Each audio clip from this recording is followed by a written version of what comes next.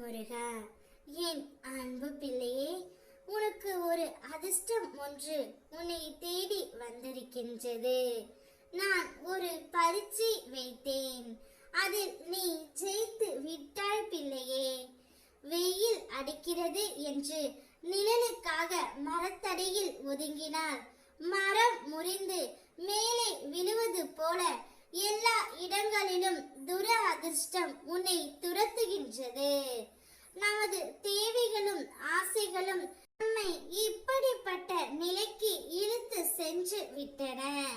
இதனால் நாம் சிக்கலில் சிக்கிக் கொண்டோம். ஆகவே விதியை நொந்து கொள்வேன் என்று மதி சரியாக இருந்தால் இந்த கதிக்கு ஆளாயிருக்க வேண்டிய அவசியமே இல்லை பிள்ளையே. உனக்கு இளைப்பு ஆறுதல் என்பது இல்லை.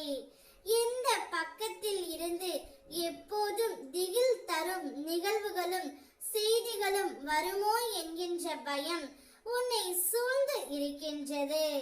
உறவினர்களோ வாழ்க்கையில் பொறுப்பு அற்றவர்களாக நடந்து கொண்டு இதோ உன் உள்ளத்தை காயப்படுத்தும் விதத்தில் நடந்து கொள்கின்றார்கள். உன் கண்ணீரின் வலிமை அவர்களுக்கு இன்னும் தெரியவில்லை. இதோ நான் சீரழிந்து நிற்கும் உன் வாழ்க்கையை மாற்ற உன்னை தேடி வந்திருக்கின்றேன். அதனால் வாழ்க்கையில் உனக்கு ஒரு பரீட்சை நான் வைத்தேன். அனைத்திலும் பொறுமையாக இருந்து முருகனப்பா சொல்வது தான் சரி என்று என்னையே நீ சரணடைந்து விட்டாய். இனி கவலை வேண்டாம். வெகு காலமாகவே நான் உன் பக்தியை கண்டு வியந்து மெச்சி வருகின்றேன். நான் அன்பும் கருணையும் இரக்கமும் உருக்கமும் உள்ளவன் என்று உன்னால் கொண்டாடப்படுவேன். கவலைகள் யாரையும் கண்டுகொள்வதில்லை. நாம் தான் கவலைகளை கட்டிக்கொண்டு வாழ்கின்றோம்.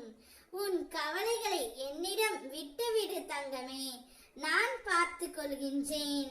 உன் வேண்டுதல்கள் அனைத்துமே விரைவில் நான் உனக்கு நிறைவேற்றி கொடுக்கின்றேன் என்று பார்க்காமலே முடிந்து விட்டதாக நினைக்காதே. வாழ்ந்து பார், வாழ்க்கை உன் வசப்படும். நான் உன்னோடு இருக்கின்றேன். துன்பங்கள் துயரங்கள் மிகுந்த உன் வாழ்க்கையில் இனி நான் உன் அருகில் அமர்ந்து உன்னை மகிழ்ச்சியான பாதையில் அழைத்து செல்வேன். எத்தனை கஷ்டம் வந்தாலும் கவலைப்படாதே. உன் கூடவே நான் துணையாய் நிற்கின்றேன். என்னை ஒரு முறை கூப்பிடு. உனக்கான தேவைகள் அனைத்தையும் தீர்த்து வைக்கின்றேன். உன்னுடைய கனவுகள் அனைத்தும் மெய்ப்படும். உனக்கு வழித்துணையாக நான் இருப்பேன். ஓம் முருகா.